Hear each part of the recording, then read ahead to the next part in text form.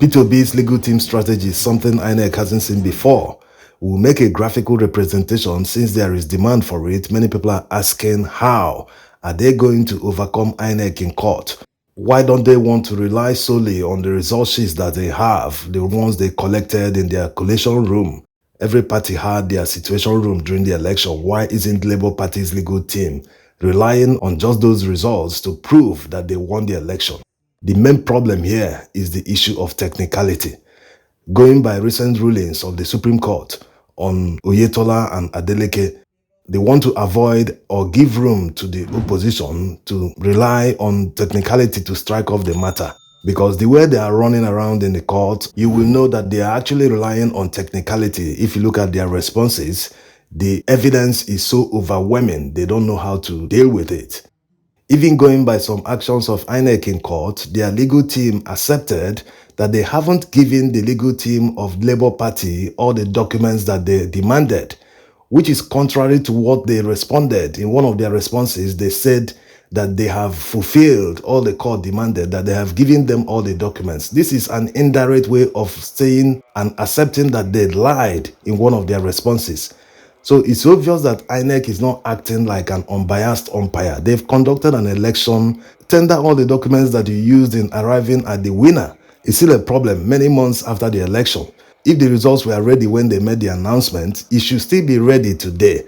It's just a matter of stamping them, assembling all the results that were required, and deliver them to the Labour Party legal team. But no, they are running around helter-skelter. They are looking for loopholes, like filing a motion in court, demanding the court to strike off some parts of Labour Party's petition. This is very surprising from an unbiased umpire. It obviously shows that they do not have responses, so they want to strike them off. But the Labour Party legal team have promised that they will file a robust response before Friday, the next adjourned date.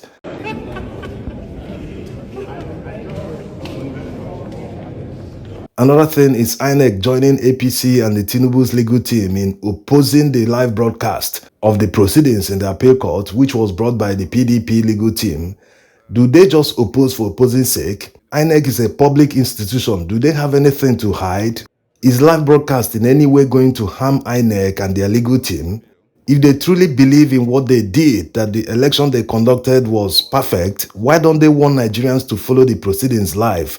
Too many questions, but we all know why they are doing this. Now, let's see this presentation. Like already said in the other video, where we said that INEC will be coming to court or will be giving the Labour Party legal team the evidence that would prove that P2B won the election. Looking at the left, it stands for the results from the Labour Party, the result sheets that their party agents got on election day from polling units. You can add another result from Party B, maybe PDP or any other party. You can also add a third one from another institution, maybe the police or even a third party. Then on the right is the result from INEC proper, the ones that they are demanding, stamped result sheets that they photocopied that they will give the Labour Party legal team. It's called the Certified True Copies, CTCs for short. Their aim is to focus on the CTCs that INEC will furnish them. They have their results and all these ones on the left. They will not be bringing them up now. They just want to focus on the ones that INEC gave them. Yes, INEC conducted an election and they have all the results. That means all the collation that they did must all tally to the final result. For instance, in a state like Rivers, from polling units in a particular ward, all the results must tally at the ward collation level. Take that up to the local government collation level. From there, you get to the state level. So all the results should tally, right? This is where they want to concentrate. They will prove that in Rivers State, for instance, that the results from INEC do not tally. These are results that INEC gave them. So you can imagine someone giving you evidence to prove that he did the wrong thing. In this case, INEC will be giving P2B's legal team the evidence that they did the wrong thing. It can't get better than that. That's why APC guys openly reprimanded Wike when he hosted Tinubu in Rivers State. Because he overdid himself. He made it very obvious that there was rigging. How can you be rigging in such a way in this day and age?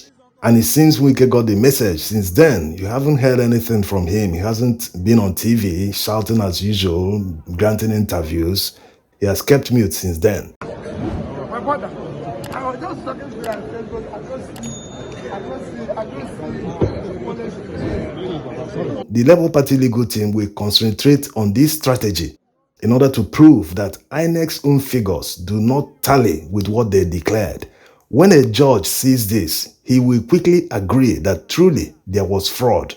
Truly, if INEC conducted the election and they could not even correctly calculate their own figures before they made declaration, is a failure.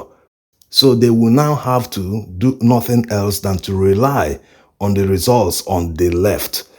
These results on the left will now be taken as the true results that represents what voters voted, that it is actually the true results. And in some cases, in many cases, INEC CTCs will match the ones on the left. Yes, the ones they couldn't alter. All the results will not be there, but many parties have these results completely in their situation room where they used to calculate. In a state like Plateau State, a PDP chieftain have come out to say that he saw it with his own two eyes, that Labour Party got up to 1.2 million votes. PDP knows that Labour Party won the election. Remember that immediately after the election, a week or thereabout, another PDP chieftain in Lagos said the same thing, that from their situation room, that Labour Party got more than 900,000 votes. In Lagos, our situation room record shows that Labour Party has 983,069. In a state like Borno, many people think that Labour Party didn't get votes. Yes, there was massive disenfranchisement in southern Borno, but Labour Party still got substantial votes, but they suppressed all of them. The Labour Party legal team will prove with INEC CTCs that they actually got a huge number of votes that they suppressed. It will be a massive revelation. In a state like Sokoto, people think, because it's a core northern state that no one knows Peter Obi, he wasn't voted. Wait till they reveal the results from Sokoto State. Goodluck Jonathan actually got a huge number of votes in Sokoto. Of course, his might be different because he was the incumbent at the time.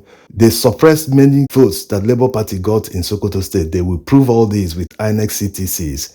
Why it is needed is because when you are bringing result sheets from INEC, there's no room to doubt them. There's no room to say, it's hearsay, it's forged. There's TPEX here, this signature doesn't match. It is INEC's copies and therefore it is perfect. These are the results they calculated before they said this is the winner. So this is how they will hit them below the belt and actually win, and hopefully the court will return the mandate to the rightful winner.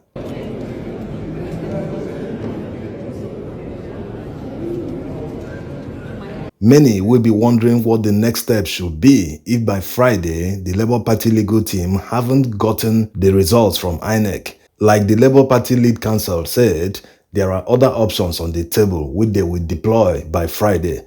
And if INEC continues to withhold evidence, it will be clear to the court that they are delaying the process, that they are intentionally disobeying the court order. In fact, it will be time for the court to come hard on INEC without the Labour Party legal team even deploying their other options or making further plays. Like already said in some of our earlier analysis, the APC guys might actually be preparing for a rerun election. But before the court will decide that there will be a rerun, they must have known or seen heavy violations of the electoral law and the whole process. They must have seen the many flaws. So will they, after seeing all this, still trust INEC to do the right thing for the second time? There's simply no guarantee, especially when most of them are still in their positions. All the resident electoral officers, all the INEC commissioners, even the chairman himself is still in his position. So can these guys be trusted to do the right thing after spending more than 300 and something billion naira to conduct a flawed election? You want them to repeat the same thing again? No, the judges shouldn't allow them.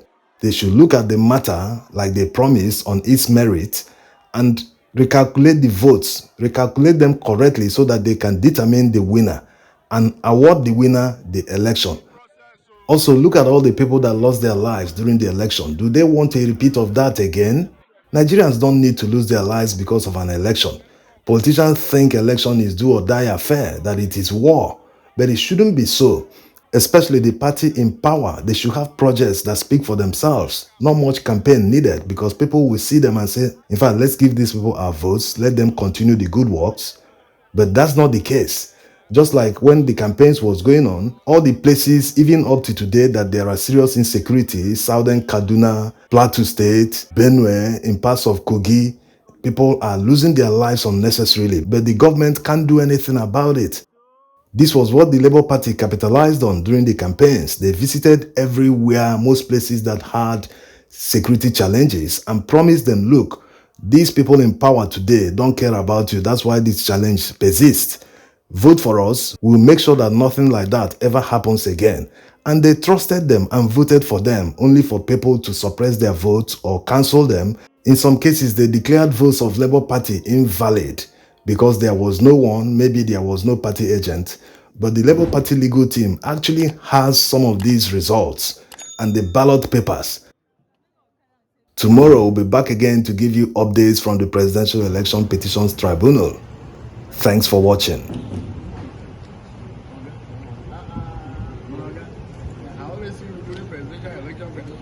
Good morning, everyone. Good morning,